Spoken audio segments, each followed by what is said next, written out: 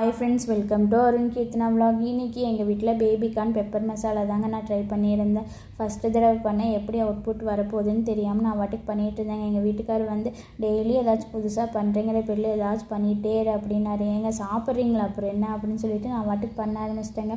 வெங்காயம், தக்காளி, இஞ்சி பூண்டு பேஸ்ட்டு எல்லாத்தையும் வதக்கிட்டேங்க. அதுக்கப்புறம் கொஞ்சம் மஞ்சள் தூள், 1.5 ஸ்பூன் மல்லித்தூள், 2 ஸ்பூன் மிளகாத்தூள் போட்டு நல்லா வதக்கிட்டேங்க. அதுக்கப்புறம் 1.5 டம்ளர் தண்ணி ஊற்றி நல்லா கொதிக்க வச்சுட்டேங்க.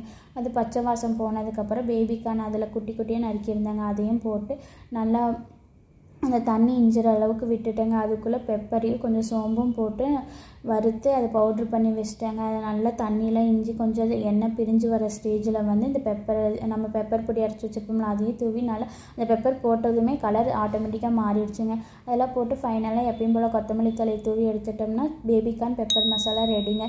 நிறைய பேர் சேனல் பார்க்குறீங்க, ஆனால் சப்ஸ்கிரைப் பண்ண மாட்டேங்கிறீங்க. சப்ஸ்கிரைப் பண்ணிட்டு பாருங்கள்.